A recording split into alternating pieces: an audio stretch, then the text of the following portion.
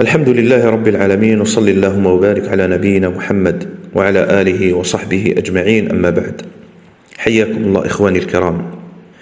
في هذا العدد الأول ارتأيت أن أحاور إماما جزائريا من مدينة عنابة، انتشر له مقطع انتشار النار في الهشيم، وهو الأخ عماد قندوز. سبب انتشار هذا المقطع ليس بسبب محتواه التعليمي الهادف، وإنما بسبب الغارة القاسية التي شنها هذا الرجل على شريحة كبيرة من أبناء هذا الوطن. ومما أسهم كذلك في نشر هذا المقطع هي صورة المسجد، وما أدرك ما المسجد يا إخواني. إمام جالس في المسجد أمامه المنبر أو هو على المنبر، هذا شيء لم يألفه الناس، يعني لم يألفوا إماما يتكلم في المسجد ويتهجم بتلك الصورة، والله المستعان. يا إخواني، ذلك الخطاب العدائي الذي ستسمعون شيئا منه هو في الحقيقة خطاب يستأصل العلاقة بين أبناء الجزائر، يستأصلها نعم من جذورها للأسف. واستحداث هذا النوع من الحديث في المساجد هو نذير شر أجزم بأن الجهات الوصية ستتخذ كل الإجراءات لتفادي حدوثه مرة أخرى. والآن سنستمع للأخ الداعية عماد قندوز، ويعلم الله أنني ما كنت أعرفه من قبل، وإنما مثلي مثل أكثر الناس بلغوا هذا المقطع، وحينها عرفت هذا الإمام. وبما أن المقطع انتشر والمعني هو من أذن بالتسجيل والنشر ورضي بخطابه ودافع عنه، فلا حرج علي وقتئذ من إبداء رأيي في كلامه، وهو حق شرعي، وحتى ولاة الأمور لا يمنعون هذا، وهو في الأخير انتقاد علمي الهدف منه التصحيح والتقويم وليس شيء آخر، والله المستعان. ودونكم كلام الأخ عماد أصلحنا الله وإياه. قال لي واحد من إخواننا، قال لي يا شيخ بدك من بكري ترد عليه. قلت له نشوف جماعة اللي فاقد درك فقولهم ولا يردوا. أما كنت نهضر أنا قبل كانوا يقولوا يا الشيخ شوية متعصب. لا، مانيش متعصب، أنا أعرف خلفياتهم جيدا وأعرف كيف ينظرون إلينا إلى المسلمين. تعليقا على هذه البداية، والأخ عماد قد سهلها علينا وأسهم إسهاما كبيرا في تجلية ألغازها، يعني من بدايتها. فهو يعترف الآن بأن خصومته قديمة مع المداخلة، مش قضية اليوم أنه أنكر منكرا رآه وتكلم غيرة على القدس وغزة وفلسطين، لا، هو صاحب قضية قديمة مع هؤلاء. أي واحد فينا حتى وكان من عامة الناس يعرف هذه الحقيقة، وهو أنه تشوف رجل في حيك متحامل على الآخر، عدو له منذ القديم، فبمجرد أن يتكلم فيه أو يشهد عليه بشيء أنت حتى تحشم منه وتستحي ولا تنكر عليه، لكن تجد في نفسك أن الخصومة هي من تحمله على هذا، يعني كلامه ليس بريئا. وكذلك الأخ عماد يشهد الآن أنه خصومته قديمة. وأمر آخر، بهذا التصريح نتأكد بأن الأخ عماد وكثير ممن يشبهه في خطابه يقصدون بالمدخل السلفي. السلفيون في البلاد هم المداخل عند هؤلاء، ودليل على ذلك أن الأخ عماد يقول بأنني تكلمت فيهم قديما لم تذكر المداخل الأخ عماد، وإنما كنت تتكلم عن السلفيين وعن منهجهم وعلمائهم ومسلكهم، وصوتياتك ومقاطعك منتشرة وأنت تعرف هذا جيدا. فما كنت تقوله بالأمس هو شارح لما تقوله اليوم، فأنت الآن اجتهدت في إبهام هؤلاء وتتكلم عنهم بصيغة العموم، هؤلاء وهؤلاء، ولم تتكلف حتى شرح هذه الطائفة لجلسائك، وإنما ذكرت أوصافا عامة يشترك فيهم حتى الكفرة والملاحدة والعلمانيين ممن يمقتون أهل غزة ويقفون مع اليهود، والله المستعان. وأمر آخر كذلك، وهو إثبات توجه الأخ عماد وما هي الطائفة التي ينتمي إليها، حتى ندرك بأن الرجل ليس جهة محايدة منصفة، وإنما هو طرف خصم لهؤلاء الإخوة وهؤلاء الجماعة من أبناء هذا الوطن. فالسلفيون عرفوا منذ القديم بالرد على جماعة الصوفية وبيان حالها بالدليل والبرهان. والسلفيون ذنبهم الأعظم عند من يتبنى الفكر الصوفي أنهم أيقظوا الأمة، وصار جميع الناس أن يعرفوا معنى التصوف. تقول لي ما دليلك على أن الرجل صوفي؟ أقول له أولا أن الأخ عماد لا ينكر هذا بل يفتخر به، ودونكم هذا المقطع الذي يثبت أن الرجل من المتصوفة.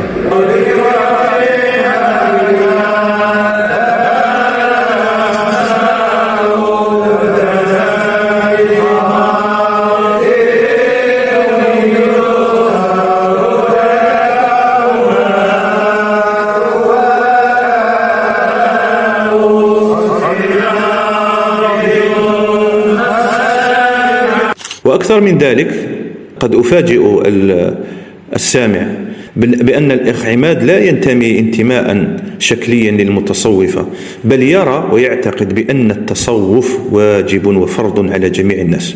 أنت الآن مسلم، لا يكفي أن تكون مسلما، وإنما وجب عليك أن تكون متصوفا. ولست أنا من ذكر هذه الحقيقة وتكلم بها، بل الأخ عماد نفسه تكلم بها. تفضلوا استمعوا. قال الغزالي رحمه الله لما ذاق هذا المعنى قال: الدخول مع الصوفية فرض عين، إذ لا يخلو أحد من عيب إلا الأنبياء عليهم الصلاة والسلام. سوف يقول لنا واحد: لماذا أدخل على الصوفية كي أعالج نفسي من العيوب؟ أستطيع أن لا أدخلها وأعالج نفسي من العيوب؟ يستحيل. وأنا هنا لا أريد أن أستعمل العبارات التي يستعملها البعض في قولي أتحدى، ولكن يستحيل أن تعالج عيوب نفسك خارج علم التصوف، يستحيل. سوف تعالجها ظاهرا فقط، أما في علم التصوف والسلوك سوف تعالجها في العمق. هذا إذا من الله عليك بالشيخ المربي المداوي الذي يعرف خبايا النفوس ويعرف الوسائل والطرائق السليمة للعلاج. يقول سيد ابن عابدين وهو أحد علماء الأحناف: إن علم الإخلاص والعجب والحسد والرياء فرض عين، مثل معرفة آفات النفس كالكبر والشح والحقد والفحش، ومنه وجب تعلمه على أيدي أهله. فعلم التصوف من فضله أنه علم به تصفية البواطن من مكدرات النفس في المواطن كما قال الناظم. وقال سيدي أبو الحسن الشاذلي قدس الله سره: من لم يتغلغل في علمنا هذا مات مصرا على الكبائر وهو لا يشعر. كان كلام كبير، وبعض الناس يستهجنه، يقول: كيف يقول من لم يتغلغل في علمنا هذا مات مصرا على الكبائر وهو لا يشعر؟ لو نفسروها شرعا سوف يظهر كلامه صحيح. المتابع لحديث هؤلاء خصوم السلفيين ومن يسمون عندهم بالمداخلة يستحضر أقوالهم، لا سيما قولهم بأن المداخلة يجبرون ويلزمون الأمة باتباعهم. وفي هذا المقطع الذي مر بنا تتأكد الحقيقة بالدليل القاطع، فدعاوي القوم لم تثبت بأدلة. كاش واحد منهم أثبت أن سلفي واحد وألزم الأمة باتباع طائفة معينة، ولكن الثابت عندنا الآن ومن خلال هذا المقطع يتأكد هذا، أن الصوفية هم من يلزمون الأمة باتباع طائفتهم. وأخطر من ذلك أنهم يعتقدون كما نقل الآن الأخ عماد عن الشاذلي، وبالمناسبة الأخ عماد يتبنى الطريقة الشاذلية، ينقل كلامه بأن من لم يتغلغل في التصوف مات مصرا على الكبائر. فيا أيها السامع، كونك جزائري مسلم سني لا تتبنى التصوف، تأكد بأنك لو مت على هذا مت مصرا على الكبيرة، بمعنى أنها من سوء الخاتمة، والله المستعان.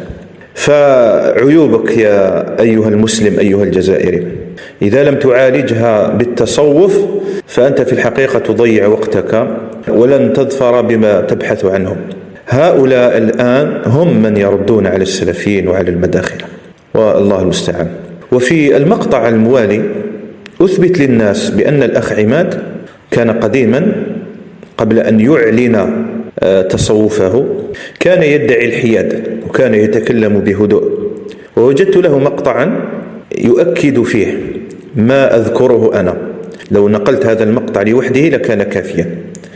هو يقول فيما ستسمعه: قد تجد الصوفي يتكلم عن خصمه بميولاته الصوفية، وهذا الذي يجعل كثير من الناس يسيئون الظن به. فاستمعوا إلى الأخ عماد، فهو من يشهد بهذا، وقوله هذا يشرح لنا ولكل منصف حقيقة تهجمه على السلفيين اليوم. استمعوا بارك الله فيكم. فكل جماعة وكل تيار وكل فكر يسعى لإثبات أحقيته ومصداقيته، ولذا تجد أن الجميع يتحدثون عن كونهم هم الفرقة الناجية كما هو في الحديث، بل إنك سوف تجد تيارات مختلفة تماما تستدل بنفس الدليل وتستحضر نفس الأدلة من أجل أن تدافع عن فكرها. وأثناء هذا التصارع والتسابق نحو من له الحق بأن يمثل الشريعة ويمثل الدين، ومن له الأحقية بأن يقول فريقي وجماعتي وتياري هم الذين على الصراط المستقيم، في خضم هذا التصارع والتجاذب سوف يبدأ كل فريق بنقض أدلة الفريق الثاني، ويبدأ كل فريق بمهاجمة الفريق الثاني ومحاولة تخطيء ما يدعيه، بل وتسفيه ما يدعيه، وتشويه ربما ما يدعيه الفريق الخصم. وهذا الذي جعلني دائما أحاول أن أتجنب الحديث عن التصوف بطريقة مباشرة. أعتقد أيضا بأن الحديث عن التصوف لا يفتح هكذا على مصراعيه لمن لم يطالع اطلاعا محايدا، والحياد هنا ربما يكون حيادا للذي أول مرة يطالع، وربما أيضا يكون حيادا للذي هو داخل في منظومة الصوفية أيضا، لأنه تارة يقول لك الواحد مثلا أنا أتحدث من جهة محايدة، إلا أنه يميل إلى التصوف، وهذا الميلان إذا صح التعبير ربما يحكم عليه الخصم أو المخالف بأنه انتصار للتصوف وليس بحثا موضوعيا. والله قد أنصفك من ناقشك بكلامك. عماد الأمس كان أعقل من عماد اليوم. يا عماد، ليس الشأن أن تتكلم بالإنصاف وتحث عليه، وإنما الشأن كل الشأن أن تثبت عليه. نواصل إن شاء الله الاستماع إلى المقطع الذي تهجم فيه عماد على السلفيين. جيت نقول للدولة الجزائرية تسمع فيها بعض المسؤولين يسمعوا فيها، ما تأمنوهمش، أم يقولوا ولي الأمر والله وكان يمكنون يذبحوكم. وتحبوا تتأكدوا سقسيوهم ترى الخدمة في الجيش الشعبي الوطني أو في الشرطة في البوليس حلال ولا حرام؟ دوك يجاوبوك الشيوخ نتاعهم، دوك يجاوبوك كي تحب تلزو سقسيه ترى قولوا نخدم. وكاين مشكلة، كاين ناس في حاطينهم هم السبب ويبداو يكذبوا، يقول لك احنا هم اللي حبسنا الإرهاب في الجزائر. تكذبوا لعنة الله على الكذابين. مش عليكم بقى ما تجي تصلحش. ها شكون اللي قال لك حبس الإرهاب؟ حبسوه الرجالة، حبس بالرجالة اللي ماتت في الجبال، والناس اللي تورمدت، والناس اللي صار فيها مصرع. نعم ما كان لا جمع لا والو. خليني نكمل. خليني نكمل. صح سكت فيا في التبرعات. يجيو يكذبوا على الناس وعلى الشباب، يقول لهم احنا يا رانا ماناش مع الناس اللي يحاربوا الحاكم. احنا الحاكم هذا ما هزنا له قزوله، ما هزنا له عصا. الحاكم عنده دستور وعنده قانون، قال اللي يحب يعارض يعارض. نعرفوا خير من الحاكم احنا.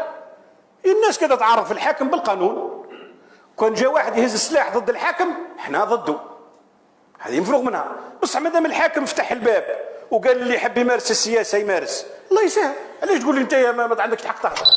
تقول وتحذر الدولة، وفي كلامك هذا استخفاف واضح بولاة الأمور وبهذه الدولة وبجميع هيئاتها، لا سيما الجهات الأمنية والمخابرات وكذا. تستخف بهم وتظن بأن هذه الجهات التي تسهر على أمن البلاد ولا تدع شاردة ولا واردة إلا وفتشت فيها وعرفت مدخلها ومخرجها. تخاطبها بهذا الأسلوب وكأنك تخاطب صبيا صغيرا، وفوق هذا أنك تخاطبها في قضية مهمة وهي قضية الدماء.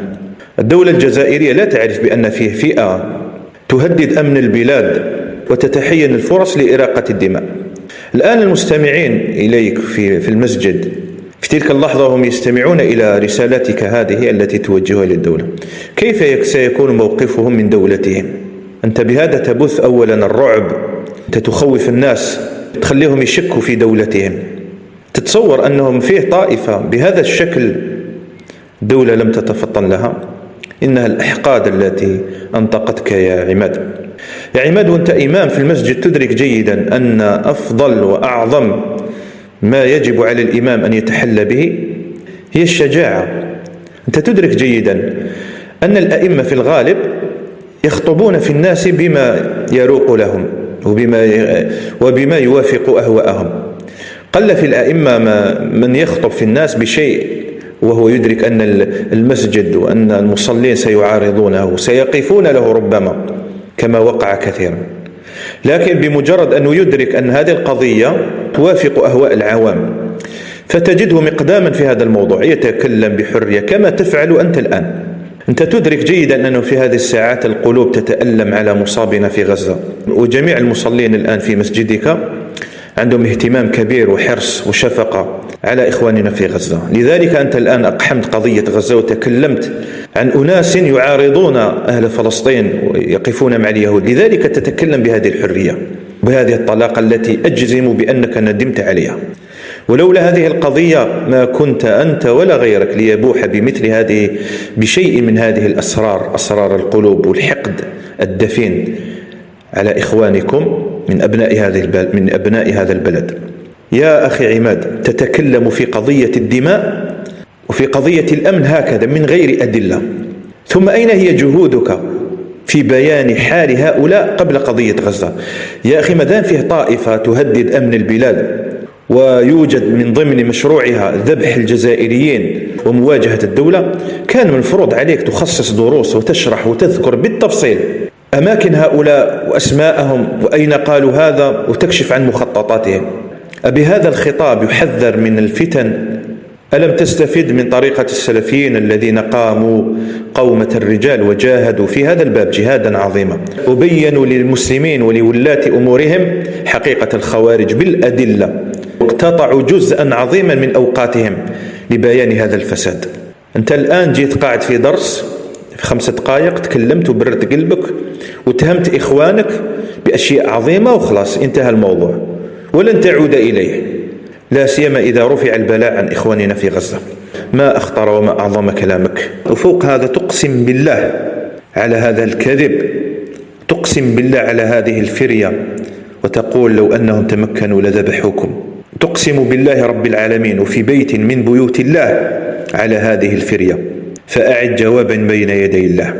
الناظر في كلامكم وفي خطبكم وفي دروسكم وفي كتاباتكم يجدكم بأنكم أقل الناس تكلما عن الخوارج وعن الدماء، فما أسعد السلفيين بهذه المنقبة العظيمة.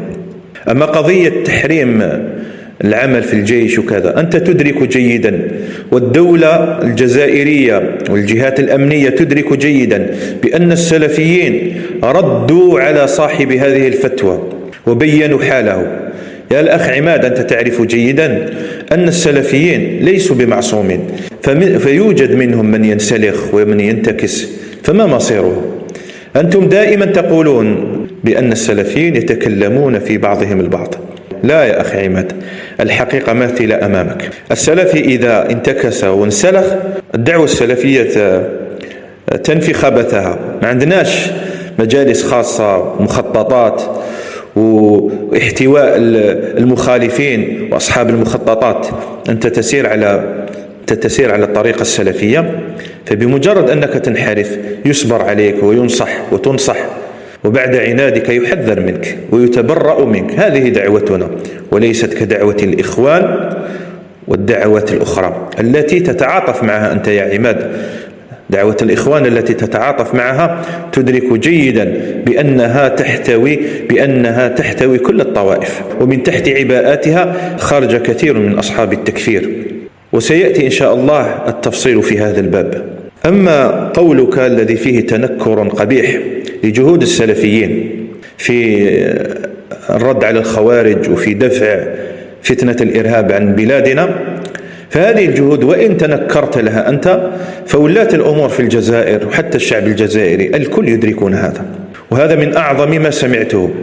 خصوم الدعوة السلفية كانوا يذكرون هذا في قالب الذم، ويقولون بأنكم ضد المجاهدين وأنتم دائما توالون الطواغيت. وهل أباح الخوارج دماء السلفيين ومن تسمونهم اليوم بالمداخلة إلا بسبب تعظيمهم لدماء المسلمين وحث الشعوب على ضرورة السمع والطاعة في المعروف؟ تتناقض في قولك هذا يا عماد، فتارة تدعي أن السلفيين يخططون للتقتيل والتذبيح، وتارة تنكر عليهم في قولك هذا بأن الدولة لا تمنع المعارضة، وتترمي إلى قضية أن السلفيين يحرمون المظاهرات ويحرمون الكلام في ولاة الأمور. فكيف تتهم من يحرم الكلام في ولاة الأمور ويحرم المظاهرات ويحرم كل أسباب الفتنة؟ كيف تتهم هؤلاء بالتخطيط لقتل الجزائريين؟ أي تناقض هذا يا رجل؟ طيحوا في سيدهم اللي مات وهو يدافع عن الأقصى، مات به بأسرته. لما نقارنوا بشيوخكم انتم اللي عايشين في القصور وعايشين في الدثور وبين الحور تاع الدنيا على حسب شوفكم، شوفوا الفرق. كاين واحد اللي مقطع فيديو كان تشوفوه، هني الله يرحمه جاي مروح لغزة ما خلوش المصريين يدخل، واحد فيديو تشوفوه في الشتاء في المعبر ما خلاتوش السلطات الفرنسية المصرية يدخل، فقاعد في الرصيف قاعد يخمم هكا واحد. وكاين فيديو، كاين الصورة وكاين فيديو، المطر تصب هو قاعد يستنى، قاعد 4 أيام هو يستنى، هو رئيس حكومة الوقت هذا. تهدر انت على راجع على سيدك، انت قابل الذل لنفسك، ما تجيبوش للأمة. نحن لن نسكت على هذه الأمور، وما نحبش نسمي أنا فقط بهمن ما يكونش المنبر مستغل، تري نسمي بعض الأسماء تاع بعض الناس وبعض الجماعات.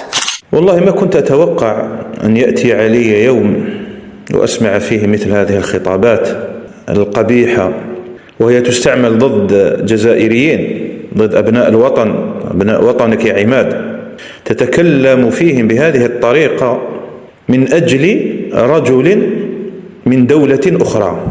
وأنا أركز على هذه القضية لأنكم كنتم تكثرون من الحديث حولها، وتقولون بأن المداخلة في الجزائر وكنتم تصفونهم بالجالية، وتقولون أن ولاءهم للخارج، وتذمون هذه القضية ذما كبيرا. كل من عارضكم حتى غير المداخلة تسمونهم بالجاليات، وأنت تابع لدولة كذا، وأنت تنافع عن دولة كذا، ونحن الذي يهمنا فقط الجزائر. فجأة صرتم تطعنون في إخوانكم من أجل رجل من بلاد أخرى. غاية ما هنالك أنهم اختلفوا معكم. أتكلم عن جماعة أنت تقصدهم، لا سيما من كتب في وسائل التواصل، ولا أتكلم عن شيوخ السلفية وعلمائها وعن دعاتها البارزين وعن جمهورها العظيم. نتكلم فقط تنزلا بلسان من تتكلم عنهم أنهم أظهروا الشماتة في هنية، وأنهم تكلموا بكلام ربما لم يحسبوا له حسابه حول حماس وكذا. هؤلاء في الأخير هم جزائريين، وعندهم جواز سفر جزائري، وعندهم بطاقة تعريف جزائرية، وعندهم الجنسية الجزائرية، يحظون بجميع الحقوق التي منحهم ولي الأمر. من أجل رجل من فلسطين تحتقر إخوانك وتتهجم عليهم من مسجد من مساجد الله في الجزائر، هذا أمر خطير جدا. ثم حديثك العاطفي حول بطولات هنية رحمه الله يشعرني بشيء، وهو أنك لم تقرأ من قبل بطولات ديدوش مراد والعربي بن مهيدي ومصطفى بن بولعيد لم تقرأ عنهم شيئا. كان عليك أن تحدث المستمعين عن بطولات أجدادهم ممن قدموا أنفسهم وأرواحهم من أجل حرية هذه البلاد واستقلالها. خطاباتكم الآن الموجهة في هذا الباب خطابات خطيرة لا بد أن تدرس، وأنا على يقين وأنا صراحة مطمئن في هذا الباب أن الجهات الوصية ستدرس هذه القضية وستمنعكم من هذه التصرفات القبيحة، والله المستعان. قلت كذلك ذكرت أمرا خطيرا وهو توضيح آخر وإسهام منك آخر في حل إشكالات هذا الموضوع. فأنتم لا تردون الآن على جماعة تكتب في الفيسبوك، وإنما تردون على شيوخ وعلماء. أين هم هؤلاء الشيوخ الذين تصفهم يا عماد في مسجد من مساجد الله بأنهم شيوخ القصور والحور؟ من تقصد وأين هم وما هي أسماؤهم؟ اذكر الأسماء حتى يدرك الناس أنك تقصد علماء ومشايخ لم يذكروا شيئا في قضية حماس وقضية موت هنية والولاء لليهود وكذا الأشياء التي تنسبها للسلفيين. هات من شيوخهم ومن قاداتهم كما تذكرون من ذكر هذه الأشياء. أنتم يا عماد لا سيما المتصوفة دائما عندما تواجهون بحقائق الطرقية والرقص في المساجد دائما تقولون بأن هؤلاء لا يمثلون الصوفية، دائما تتبرؤون منهم. أليس من الإنصاف الآن أن تحدث الناس عن هذه الطائفة من خلال أقوال شيوخها وعلمائها وليس من أقوال الجاهلة فيها والعوام والشباب المتحمس؟ الذي يكتب في الفيسبوك وفي الأخير أخوك مسلم لا سيما من أبناء هذا البلد قاده الحماس وربما اغتاظ من صنيع اليهود وربما رأفة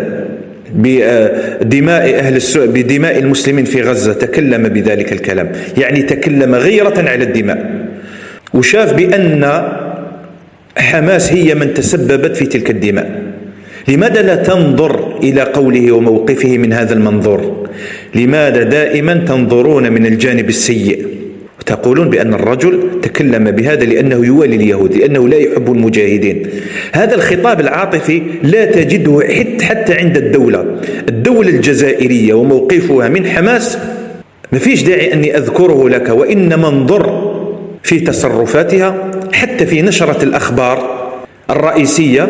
انظر هل ترى فيها من أخبار العمليات التي تقام هنالك، أو تجد فيها إشادة بقادات حماس وتجد فيها نشر لخطابات أبو عبيدة وكذا؟ تكذبون على الناس، تناوئون دولتكم في طريقتها ثم تنسبون هذا للمداخل. هذه تسمى حقرة. تحقروا شباب يكتبوا في الفيسبوك وتجي تستعرض عليه عضلاتك، لكن أنت في قرارة نفسك تعتقد أن دولتك مقصرة في قضية حماس وفي قضية القسام وأبو عبيدة وهذه الأشياء. جايين للمساجد وتحرضون الناس وتحدثونهم عن هذه البطولات وعن هذه الجهاد. ما فائدة هذا؟ هل تحثون الناس الآن على الجهاد وعلى السفر وعلى الأمر خطير جدا. هذه الخطابات التحريضية ليس لها معنى. نحن ملتزمون بموقف الدولة الجزائرية تجاه هذه القضية. أنكروا على الدولة قبل أن تنكروا علينا. قلت بأن عماد بين وهو لا يشعر حقيقة من يتكلم عنهم. استمعوا إلى هذا المقطع، كيف مقطع آخر يتكلم عن علماء هم عملاء وهم يحرفون الدين من أجل اليهود وكذا. يعني الآن مش قضيتكم مع الشباب ولا مع جماعة، مع علماءنا قالوا لنا ما يجوزش تنصروهم لأنهم من حماس وهم حركة الإخوان، والإخوان كذا شو بداوا. هذم علماءنا عملاء الصهيونية العالمية، والعلماء الذين يطلق عليهم أنهم علماء جاءوا لهذا الأصل اللي هو المسلم أخو المسلم. وش داروا له؟ فرعوا عليه حوايج أخرى بلا ما حسينا، نساونا في هذا الأصل. وش قالوا لنا؟ نعم المسلم أخو المسلم، بصح ما لازمش يكون مبتدع.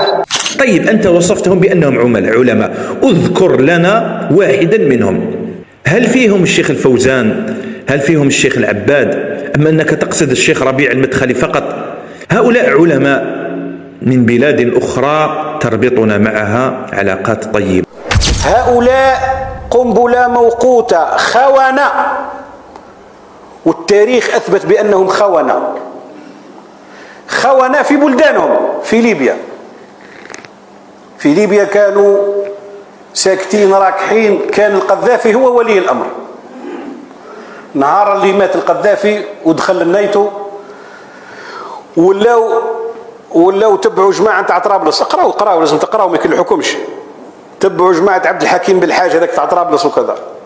ومن بعد ظهر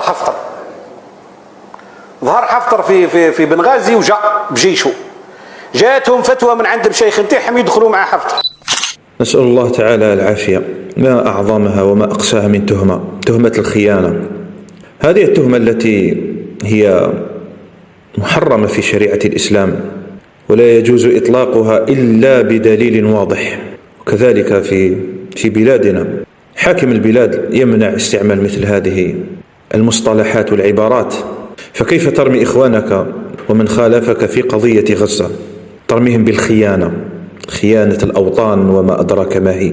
وكنت أود أن تذكر مثالا في الجزائر، لكنك سافرت إلى بلاد ليبيا، هذه البلاد التي هي من أعز البلدان إلينا وإلى كل جزائري. وانظر في علاقات الجزائر مع ليبيا منذ القديم. تقول ولي أمرهم القذافي. أنت تعرف جيدا أن الدولة الجزائرية كانت تعتقد وكانت تتعامل مع القذافي على أساس أنه هو حاكم ليبيا، هو ولي أمر ليبيا. فلماذا لا توجه خطابك للدولة؟ والدولة عارضت ما وقع في ليبيا يومها. أما قضية الناتو فكن منصفا يا رجل، كما قال البشير الإبراهيمي رحمه الله في كلماته العظيمة، قال: كلمة الحق لها ثقل يخففه الإنصاف، ولها مرارة تحليها سعة الصدر. حتى وتكون على حق الآن لا تخاطب الناس بهذه الشدة وبهذه القسوة ولا تخون الناس. كن منصفا، الإنصاف يدفعك إلى تفادي مثل هذا الظلم. هل رأيت السلفيين في ليبيا استعانوا بالناتو؟ كأنك لا تعرف بأن القرضاوي هو من أفتاهم بذلك، وأكثر من استعان بالناتو في ليبيا هم الإخوان. لماذا لا تذكر هذا؟ أمن أجل ميولاتك الإخوانية كذلك يا عماد تظلم أبناء بلدك؟ أما ما تذكره عن حفتر فأنت تعلم جيدا أن هذا الرجل استقبلته الجزائر، والجزائر تسعى ليل نهار لرفع الغبن ورفع الفتنة عن إخواننا في ليبيا. لماذا تعاكسون وتناقضون دائما سياسة دولتكم ثم تتهجمون على المداخلة؟ هذا هو سبب بغضكم للمداخلة، وهم من؟ هم السلفيون. أنا الذي أقول لكم فضحتكم غزة، ثم تقول للناس احتقارا لهم: اقرأوا باش ما يكلخولكمش حتى لا يخدعونكم. وين يقرأوا؟ دلهم على المصادر يا عماد، دلهم عن الكتب وعن الحقائق. وين الآن الواحد فيهم حب يعرف مجريات ليبيا؟ وهل حقيقة السلفيون هم من خرج على ولي أمرهم وهم من استعانوا بالناتو؟ أين يقرأ هذا؟ في مقاطع اليوتيوب من قنوات الدواعش. وين يقرأ؟ أعطي لهم المصدر. لا تخدع المصلين يا رجل. كل ما قلته في هذا المقطع مخالف للحقيقة. وعزاؤنا أن من تحرضهم الآن على السلفيين وهم ولاة الأمور هم من أعرف الناس بهذه الحقائق، وهم أعقل منك بكثير. قضية العلم هذه التي تستغلها كثيرا، وأنت كما وقفت على كلامك من أعرف الناس بما وقع بين السلفيين لا سيما في قضية الصعفقة. أنت مدرك بأن السلفيين ردوا على الدكتور في قضية العلم وأنكروا فعله. أنت تتعمد إخفاء الحقيقة يا عماد، لا لشيء إلا لأن هؤلاء من تتكلم عنهم هم خصومك. هم تكلموا عن الصوفية وبينوا بدعها، ولم يخرج موقفهم وكلامهم وتحذيراتهم لم تخرج عن إطارها الشرعي. ومن حق أي واحد أن يبدي رأيه. سنوات قلبك وممتلئ من هؤلاء الإخوة من السلفيين، الآن جاتك فرصة فأنت تكيل التهم من كل جانب. والله المستعان. جاتهم فتوى من عند الشيخ نتاعهم يدخلوا مع حفتر، لبسوا مع حفتر وهزوا سلاح وقتلوا علماء أهل السنة في ليبيا. والدرك راهم قاعدين يقتلوا في العلماء وفي الأئمة المالكية والإباضية. روحوا شوفوا ايش كاين في ليبيا. في ليبيا راهم يقتلوا في الأئمة المالكية والأئمة الإباضية، خاطر ليبيا فيهم الإباضية، عندهم الإباضية. هذو كان يتمكنوا هنا عندنا يصفيونا تصفية ما يخليوا حتى واحد وباسم السنة. ذكرني كلامك يا عماد بتصريح سمعته من وزير الاتصال الجزائري حين وبخ وسائل الإعلام الرياضية وقال بأنكم صرتم تهددون الأمن القومي للبلاد، وذكر أمرا مهما وقال الآن صرتم تحدثون لنا المشاكل حتى مع أشقائنا العرب.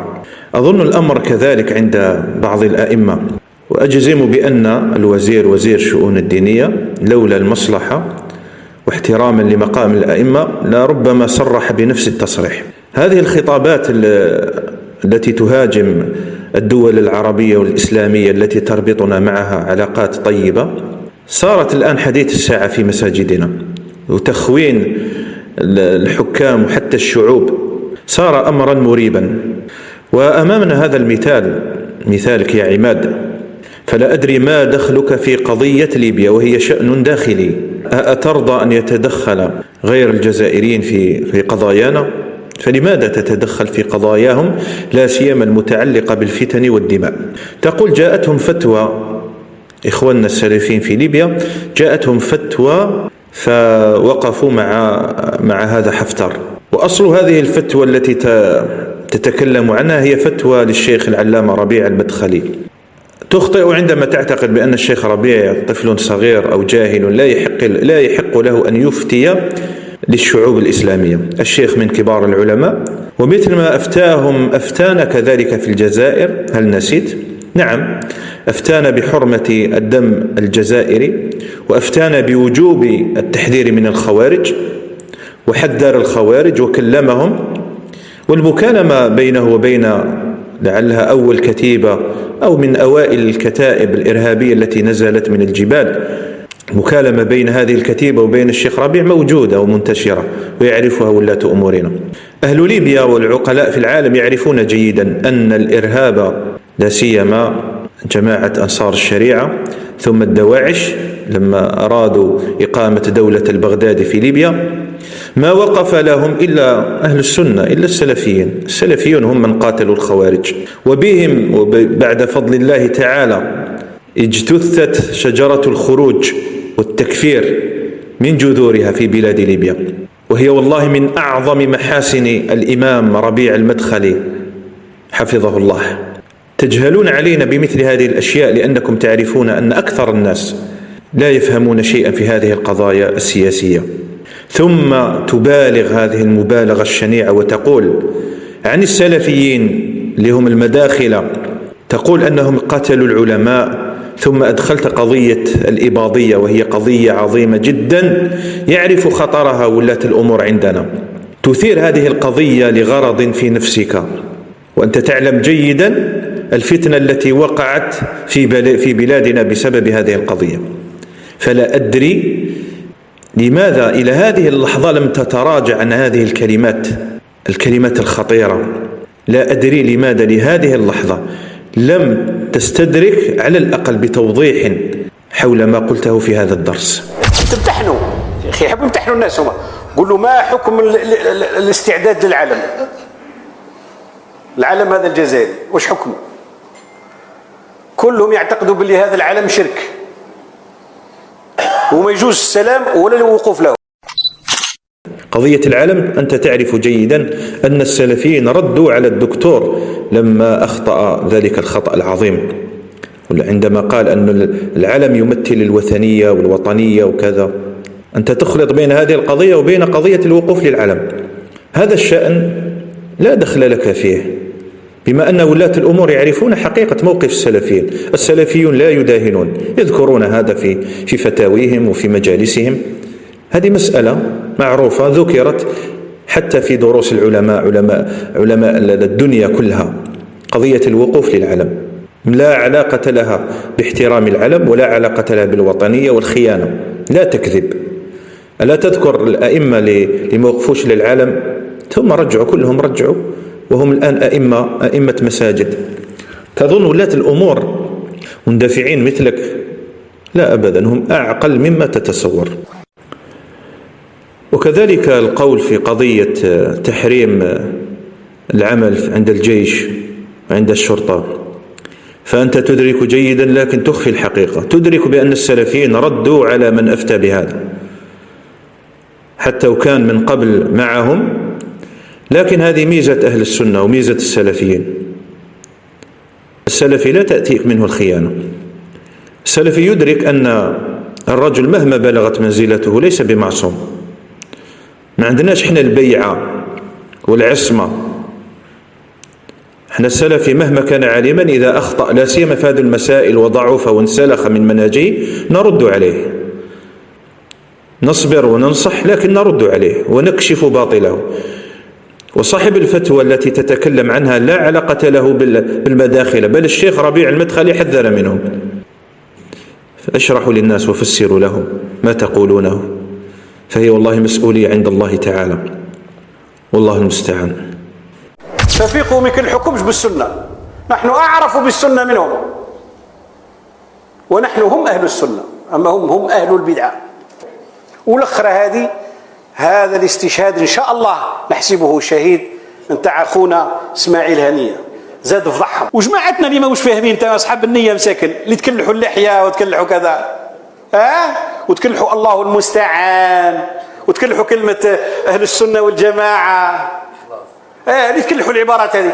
قال لك هما أنفقوا، قلت له لا، قلت له اقرأ العلماء تاعهم واش قالوا. العلماء تاعهم قال لك المصلحة ما تقولش، معناها بلي راهو يعتقد هذاك، وإنما لما لم تقضي المصلحة اسكت الصح، تمسكن حتى أنت تتمكن. هذه عقائدهم، وهم خونة للأوطان وخونة للأديان وكذابين في الأديان. لذلك ردوا بالكم منهم. هؤلاء هم الذين لا يسلم عليهم. نربطها بالسلام، عمن يسلم لا يسلم على المبتدعة. هؤلاء هم المبتدعة، ما تسلمش عليه. لا سلم عليك رد له، بصح أنت ما تسلمش عليه.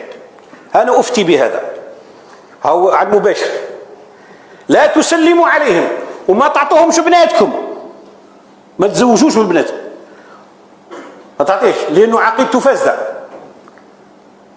ما تسلمش عليه خلاص، وما تهضرش معاه، وما تصليش وراه.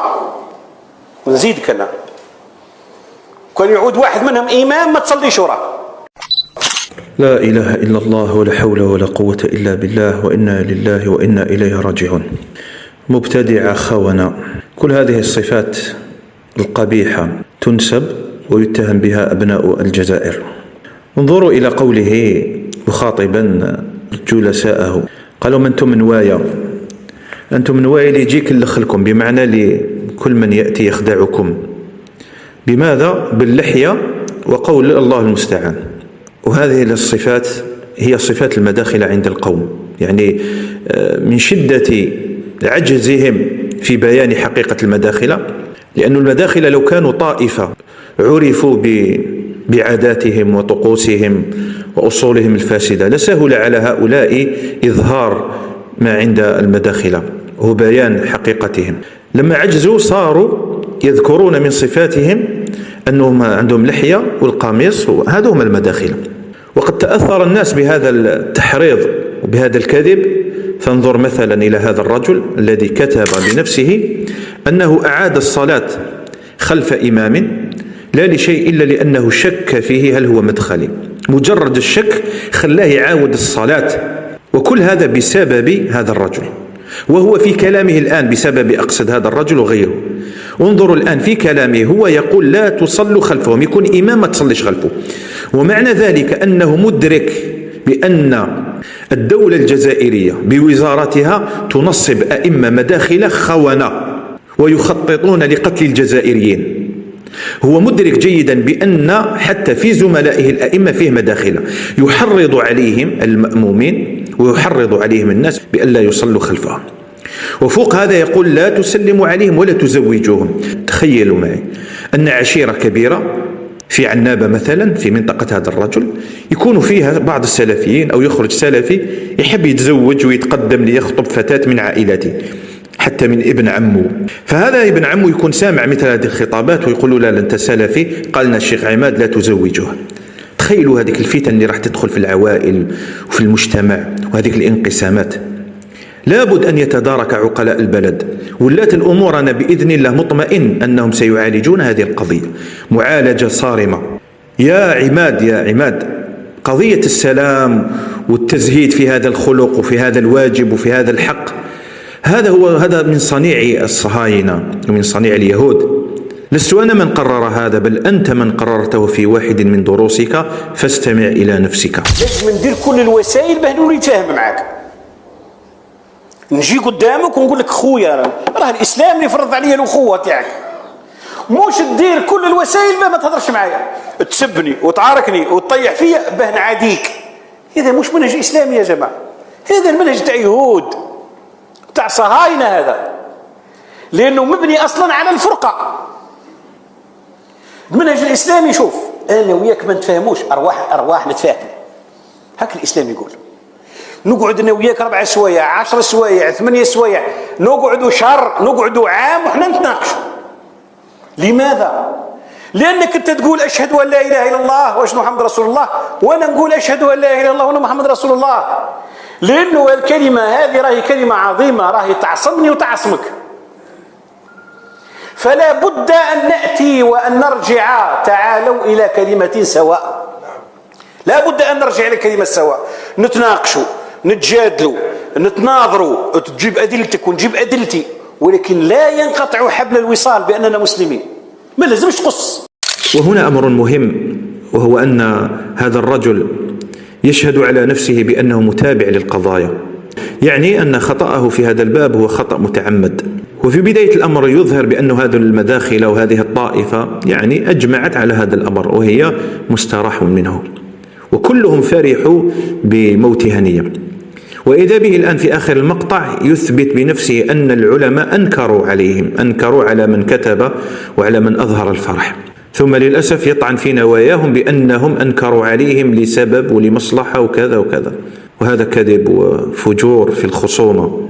وقضية المصلحة والمفسدة هي أكثر ما يدندن عليه السلفيون منذ القديم. كنت أود من الأخ عماد أن يناقش تلك الآثار، كون الرجل يعتقد في فلان أنه مبتدع ومفسد ثم مات يفرح في نفسه يفرح، فهذا أمر ناقشه أنت بالأدلة، ووضح له بأنك مخالف لهذه الآثار، وهذا ما يريده السلف بأقوالهم وبتصرفاتهم تلك. ناقشه بالعلم والحجة، والله المستعان. وأختم هذه الصوتية بذكر قصة تؤكد خطر التحريض. هذا التحريض الذي يمارسه الآن عماد وغير عماد قد يؤدي إلى القتل. يحرضون الناس وهم لا يستشعرون عواقب هذا التحريض. دونكم هذه القصة التي يرويها أديب كبير من أدباء الجزائر ومؤرخ مشهور لا يزال على قيد الحياة، أسأل الله تعالى أن يمتع أهل الجزائر بصحته، وهو محمد صالح صديق، وقد قارب 100 سنة. هذا الرجل يذكر بنفسه قصة ذلك الصوفي الطرقي الذي خاطب الناس وطالبهم بقتل الشيخ طيب العقبي رحمه الله. هذا التحريض الذي من أجله سجلت هذه الصوتية ليس وليد اليوم، لذلك أرجو من عقلاء البلاد أن يتدخلوا لكبح جماح هؤلاء. استمعوا للشيخ محمد صالح صديق وهو يروي هذه القصة. حقا كانوا يحاربوا الزاوية تاع البدع. أيوة، أنا نعرف، أو نقولها لكم الآن وصرحوا به، أنا أعرف شيخ زاوية من هذه الزوايا خطب يوم الجمعة وقال للناس: من يقتل الشيخ طيب العقبي فأنا ضامن له الجنة. يا لطيف. هذا الشيخ هذا أنا نعرفه، أنا نعرفه. والإنسان اللي قال له أنا نقتله جالي بابا حكى له، بابا قال له إذا كان هذا الشيخ ضمن لك الجنة بقتل الشيخ طيب العقبي، أنا أضمن لك جهنم بقتله. أنا نضمن لك جهنم إذا قتلته تدخل جهنم. هذا الشيخ نتاع الزاوية اللي يقول لي يقتل الشيخ طيب العقبي. أسأل الله تعالى أن يهدي قلبك يا أخ عماد، وأن يرزقك التوبة والتحلل والتدارك قبل فوات الأوان. أسأل الله تعالى أن يرزقنا الهداية وأن يثبتنا على صراطه حتى نلقاه. وسبحانك اللهم وبحمدك، أشهد أن لا إله إلا أنت، أستغفرك وأتوب إليك.